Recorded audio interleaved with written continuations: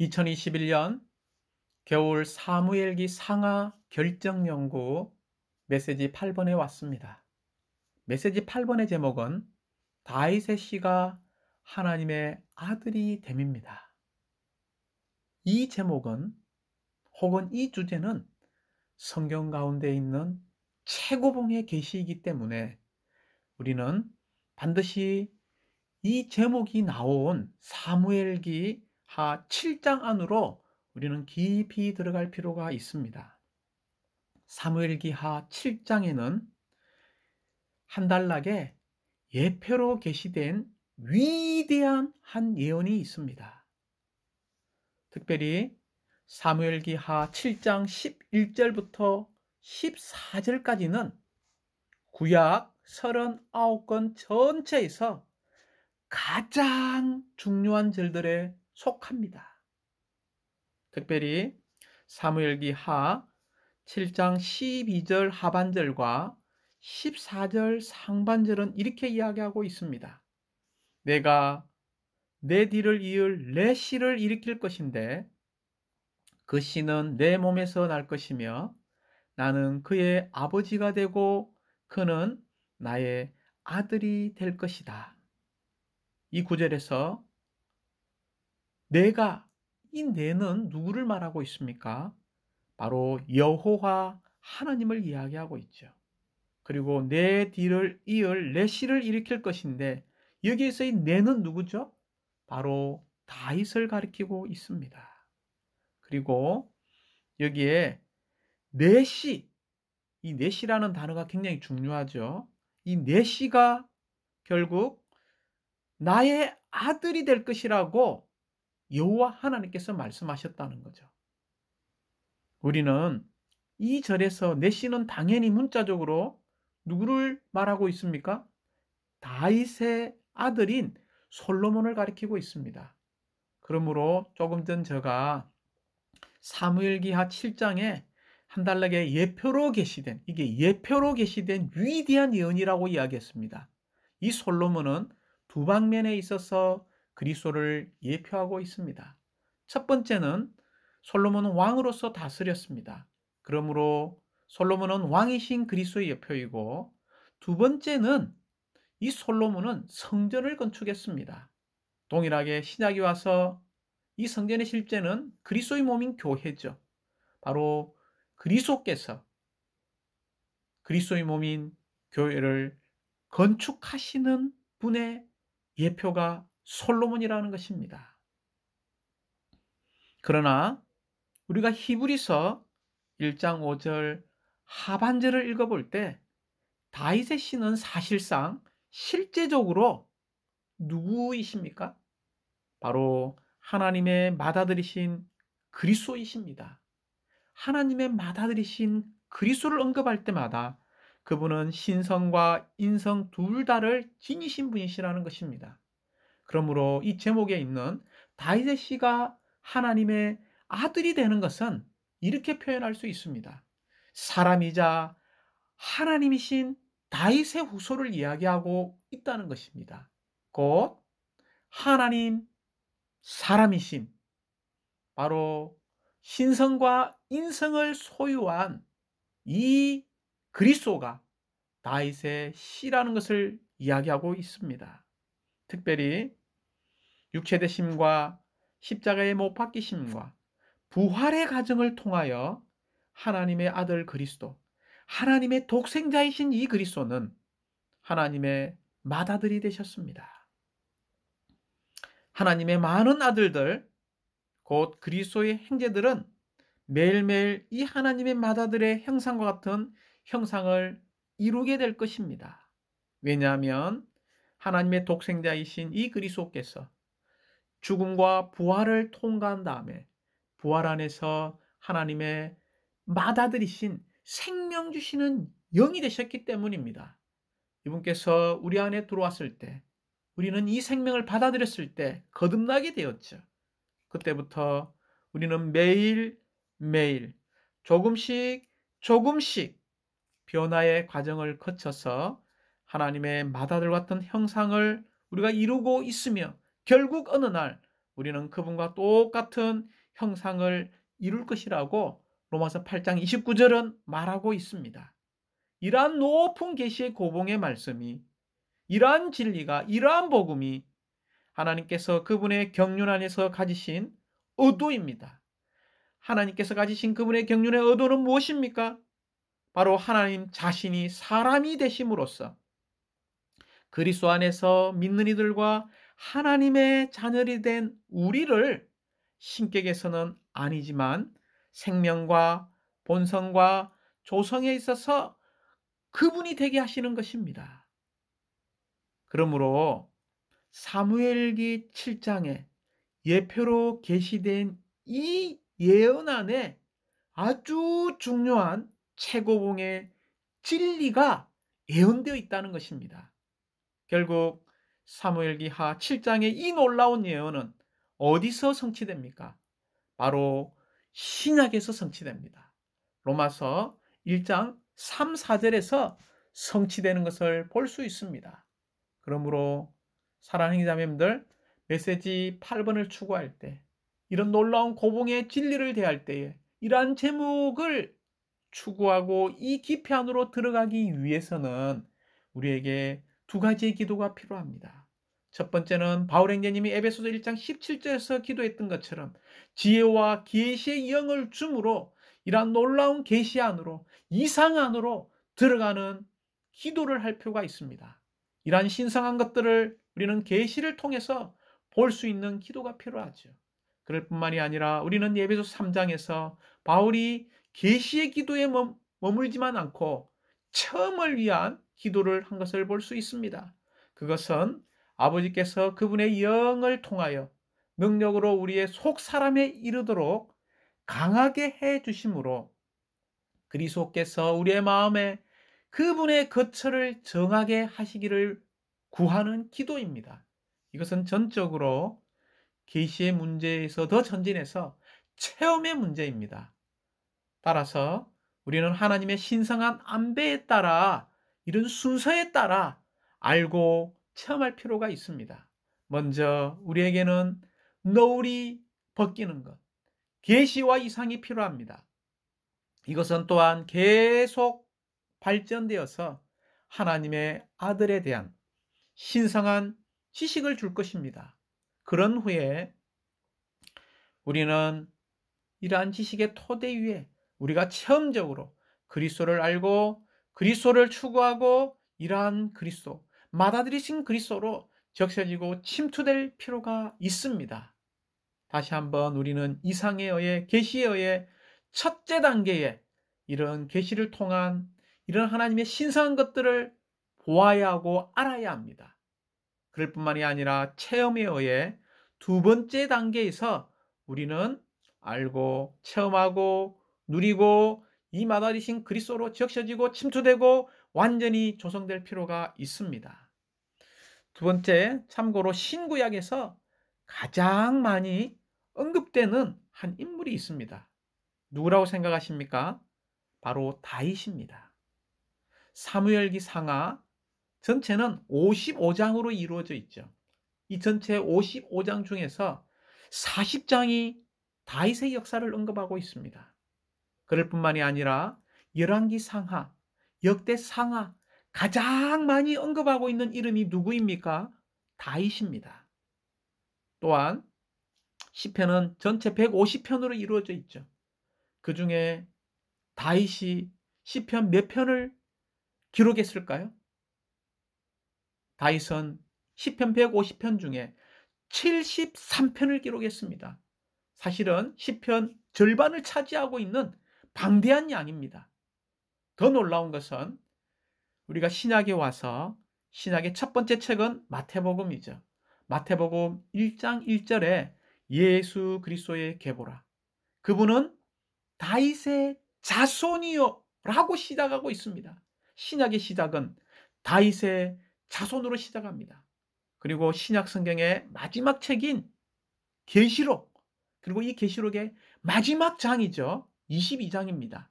22장 16절은 주 예수님께서 친히 나는 다윗의 뿌리요, 나는 다윗의 자손이라고 말하고 있습니다.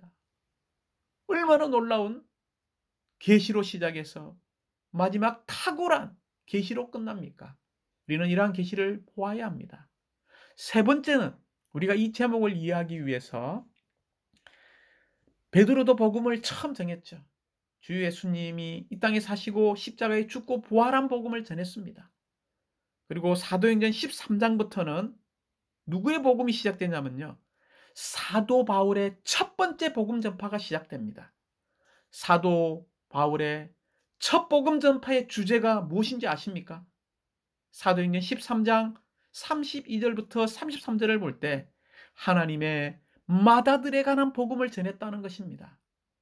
그러므로 사도행전 13장 32절에서 우리도 조상에게 하신 그 약속을 여러분에게 복음으로 전합니다 라고 말하고 있죠.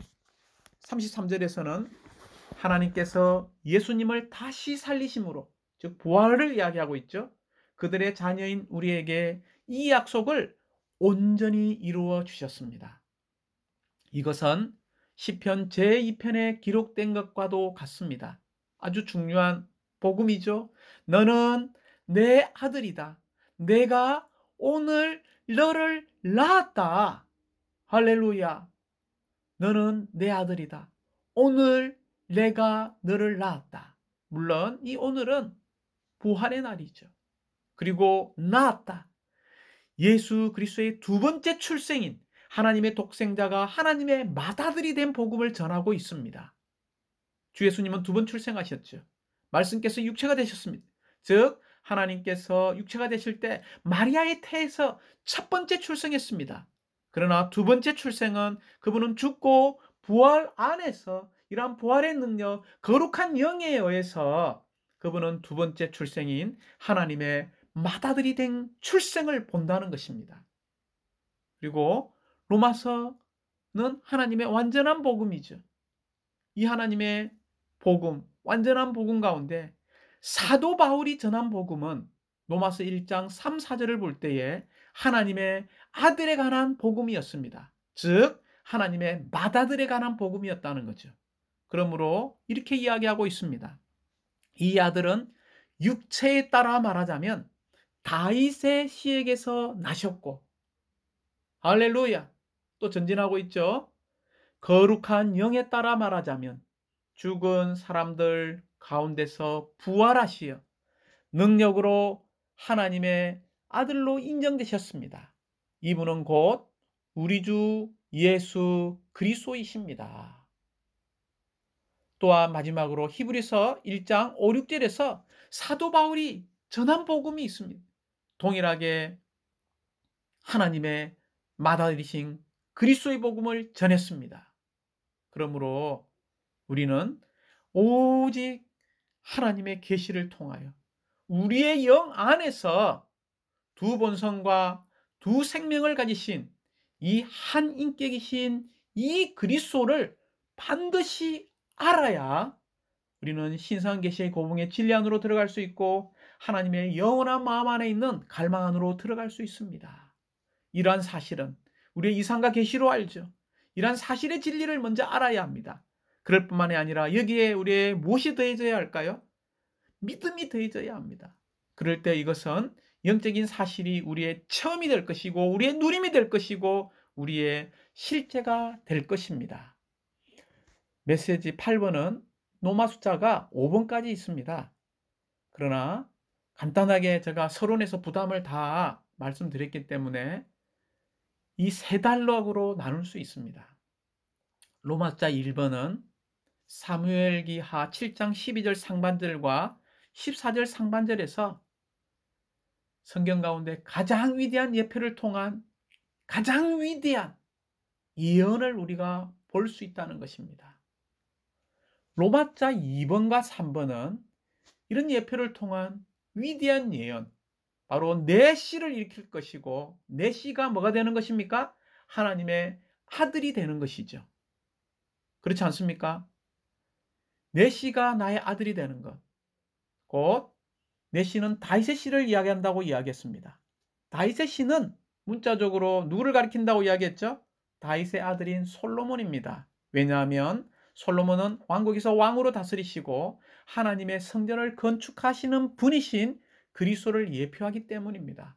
그러나 사무엘기하 7장 14절에 있는 이 나의 아들은 우리가 히브리서 1장 5절 하반절을 참고할 때에 이 다윗의 시가 실제적으로 사실상으로 누구를 가리키고 있다라고 말하고 있습니까? 바로 하나님의 맏아들이신 그리스도에 대해서 이야기하고 있습니다. 다윗의 시가 하나님의 아들이 된다는 것은 사람의 시가 바로 신성한 아들이 된다는 로마서 1장 3, 4절의 이야기를 하고 있는 것입니다. 그러므로 다윗의 시가 하나님의 아들이 되는 것은 어디서 계속되고 완전히 발전되냐면 신약에서 계속되고 완전히 발전되는 것을 우리에게 보여주고 있습니다.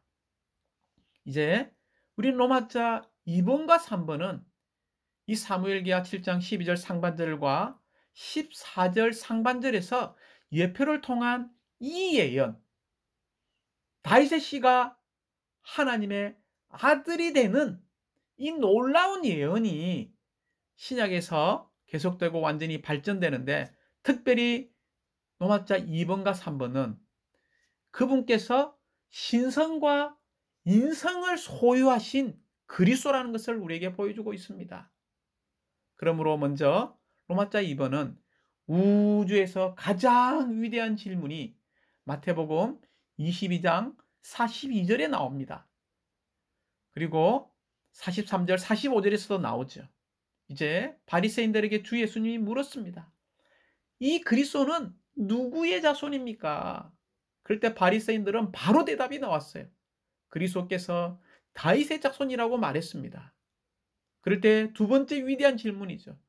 그러면 그리스도께서 다윗의 자손이면 어떻게 다윗이 그리스도를 주님이라고 불렀습니까? 라고 물었을 때 바리새인들은 대답할 수가 없었습니다.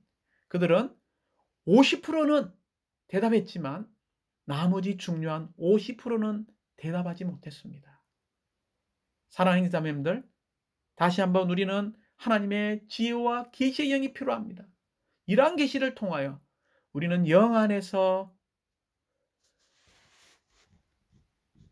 다윗의 씨가 하나님의 아들이 되는 이 그리스도를 알 수 있습니다. 이 그리스도는 신성에 있어서는 다윗의 주님이십니다. 곧 이 그리스도는 하나님이신 것을 우리에게 말하고 있습니다. 또한 이 그리스도는 두 번째, 인성에 있어서는 다윗의 자손이라는 것입니다. 이것은 그리스도께서 사람이신 것을 보여주고 있습니다. 그리스도는 하나님이시고 그리스도는 사람이십니다. 그리스도는 하나님으로서 신성에 있어서는 다윗의 주님이 되시고, 그리스도는 사람으로서 인성에 있어서는 다윗의 자손이 되는 것입니다.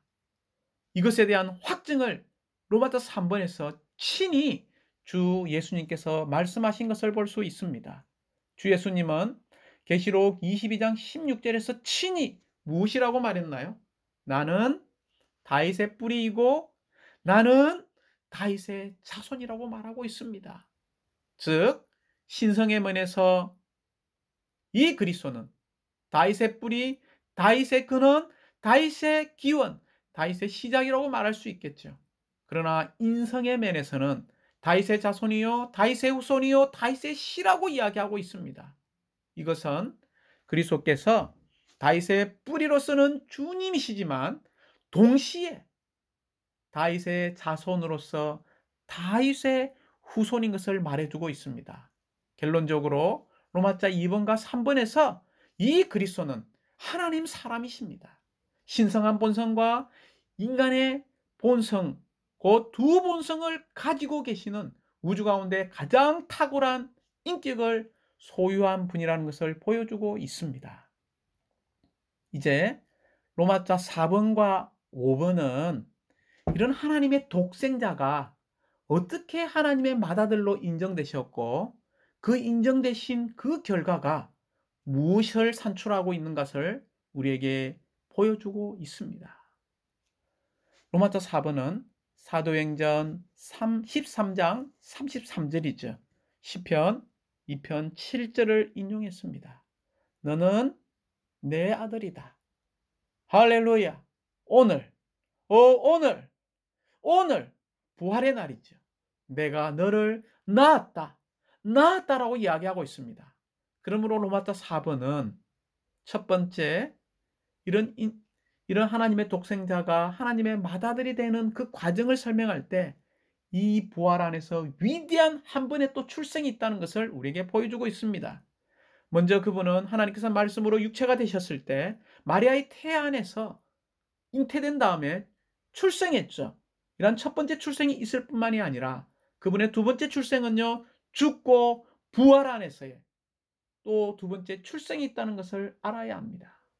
그러므로 부활 안에서 하나님의 맏아들이 되신 이 그리스도를 말하고 있습니다. 부활 안에서의 출생은 무엇을 이야기한다고요? 부활 안에서 하나님의 맏아들이 되신 그리스도.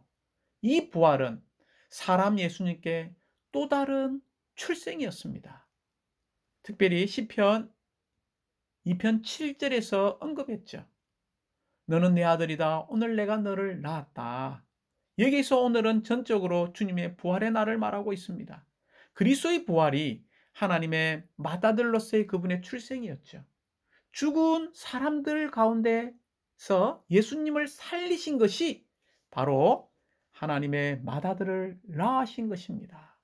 그러므로 육체되심과 부활 안에서 이 하나님 사람이신 이 하나님의 독생자이신 그리스도는 하나님에게서 다시 태어나셔서 그분의 맏아들로 태어나신 것을 말하고 있다는 거죠.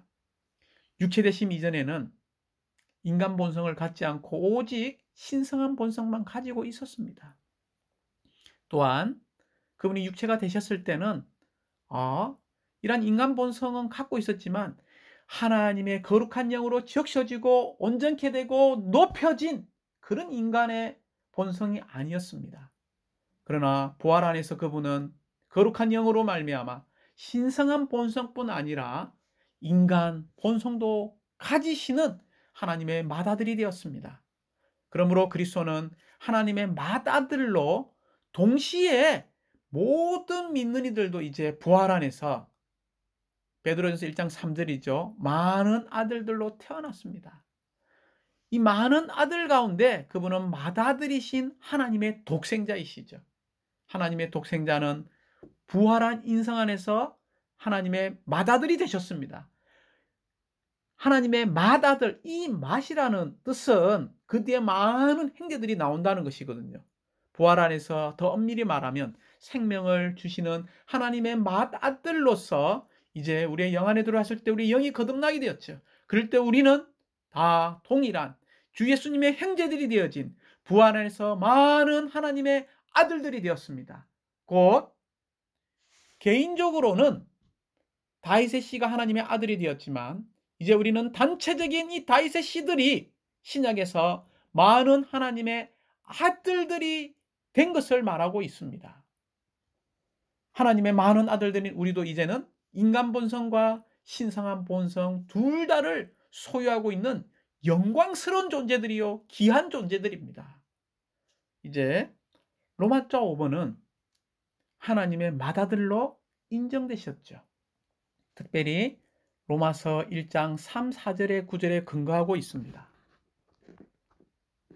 로마서 1장 3, 4절은 사무엘기하 7장에 있는 이 예표로 게시된 위대한 이 예언의 성취라는 것입니다.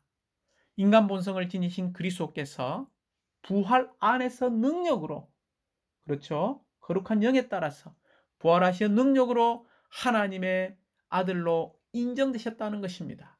우리는 로마서 4번에서 이 부활을 통해서 주 예수님의 두 번째 출생을 보았다면 우리는 이제 로마서 5번에서는 이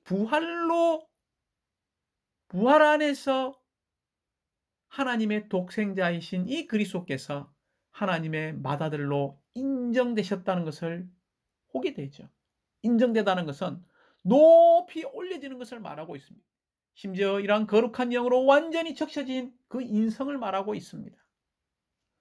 그러므로 다시 한번 육체되심과 부활 이전의 그리스도는 사실 영원토록 하나님의 독생자이십니다. 이러한 육체되심을 통해 그분은 신성과 아무 상관없는 인간 본성을 입으셨습니다. 아주 중요한 말씀이죠. 육체되심을 통해 신성과 아무 상관없는 정말 죄 없는 정말 좋은 인성이죠. 우리는 타락한 본성이지만 이런 인간 본성을 입으셨습니다. 육체가 되신 후 그분의 신성한 본성은 사실상 이 육체에 의해 감춰져 있었습니다.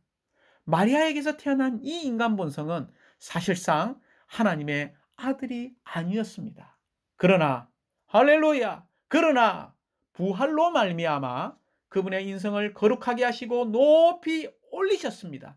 이것이 하나님의 아들로 인정되었다는 의미죠. 하나님의 아들로 인정된 것은 그리스도의 부활 능력, 그 영으로 된 것입니다. 부활 안에서 인정되심으로써 그분은 새로운 방식으로 하나님의 아들이 되신 것입니다. 부활을 통해 그분은 이제 신성과 인성 둘 다를 가진 하나님의 아들로 인정되셨습니다. 그리스도께서 이러한 인간 본성을 입으셨으므로 하나님의 아들로 인정되실 필요가 있었습니다. 특별히 부활 안에서 인정되셨고 또 무엇을 따라서요? 거룩한 영에 따라 인성을 지니신 하나님의 아들로 인정되셨습니다. 이제 우리는 그분께서 부활하셨을 때 자신 안에 있는 거룩한 영에 따라 능력으로 하나님의 아들들로 인정되셨다는 것을 잊지 마십시오. 곧 신성한 본성과 부활하고 변화되고 높이 올려진 영광스럽게 된 인간 본성을 소유하게 되었습니다. 왜 이렇게 되었을까요? 결론적으로 로마서 1장 3, 4절을 우리는 반드시 로마서 8장 29절과 한 세트로 연결시켜야 합니다. 그분이 맏아들이 되심과 또한 우리는 그리스도와 같은 형상이 되어가고 있는 많은 아들들이라는 것입니다. 맏아들이신 그리스도는 원형이시죠. 이제 이 원형에서 대량 생산된 맏아들과 같은 형상을 이룰 많은 형제들, 많은 그리스도인, 많은 하나님의 자녀들이 있습니다. 결국 우리는 하나님께서 그분의 경륜 안에서 갖고 계신 의도를 볼 필요가 있습니다. 그 의도는 무엇입니까? 하나님이 영원전부터 갖고 있었던 그분의 뜻, 그분의 계획, 그분의 갈망, 그분의 꿈은 무엇입니까? 우리는 로마서 8장 3절에 하나님께서 사람이 되셨다고 이야기하고 사람이 되셨죠? 로마서 1장 3, 4절에서는요. 이 사람이 되신 이 그리스도께서 부활을 통하여 바로 하나님의 아들, 하나님의 맏아들이 된 것을 볼 수 있습니다.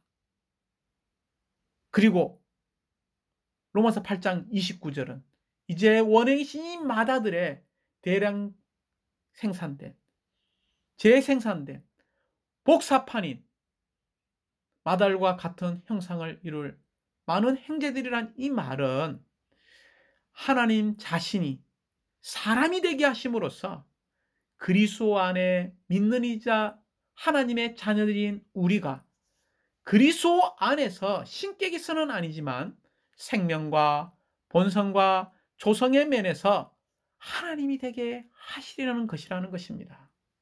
결론적으로 사랑하는 자매님들, 어떻게 우리는 다윗의 씨가 하나님의 아들이 된 것처럼 그리스도죠. 개인적인 그리스도가 하나님의 아들이 된 것처럼 우리는 단체적인 다윗의 씨로서 우리는 단체적인 하나님의 아들들, 곧 이 맏아들의 형상을 똑같이 이룰 수 있을까요? 우리는 적용에 있어서 두 방면을 기억해야 합니다. 우리가 이러한 오픈 계시에 동력하기 위해서 우리가 가져야 할 두 방면의 동력을 말씀드리고 싶습니다.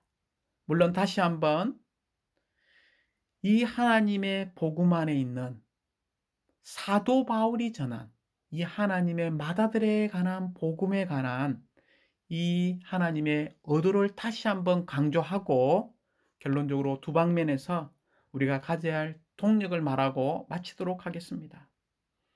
유일하신 하나님께서 사람이 되신 것은 그분에 의해 구속된 타락한 사람들이 그분의 많은 아들들이 되어 신격에서는 아니지만 생명과 본성에서 하나님이 되게 하기 위한 것입니다.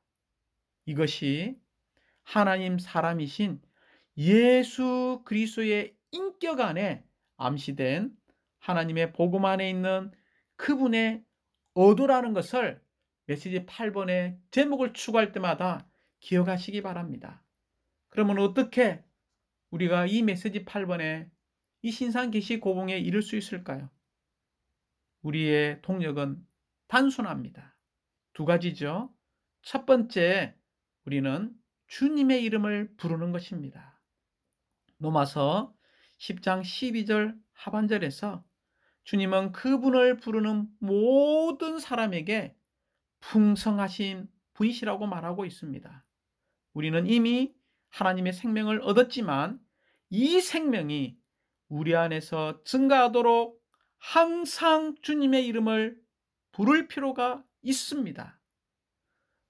주님의 이름을 부르는 것은 우리의 영적인 호흡을 유지하는 것입니다. 끊임없이 우리가 마다들의 행상을 이루기 위해서 영적인 호흡인 주님의 이름을 부르는 것을 유지하고 실행하고 지속적으로 우리의 크고 작은 일에서 주의 이름을 부를 필요가 있습니다. 두 번째, 이러한 신성한 계시의 고봉에 이르기 위해서 우리가 적용해야 될 것은 영을 따라 살고 행하는 것입니다.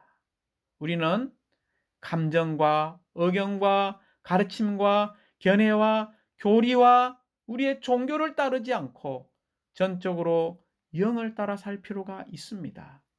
우리가 영을 따라 살고 행하는 유일한 길은 다시 한번요, 주의 이름을 부르고 두 번째는 기도하는 것입니다. 주님을 접촉하고 그분을 우리 안으로 호흡해 드리고 순간순간 주님을 접촉하고 호흡하는 방식으로 주님께 묻고 주님께 조언을 구하며 주님의 임재 안에 사는 이러한 기도를 드릴 필요가 있습니다.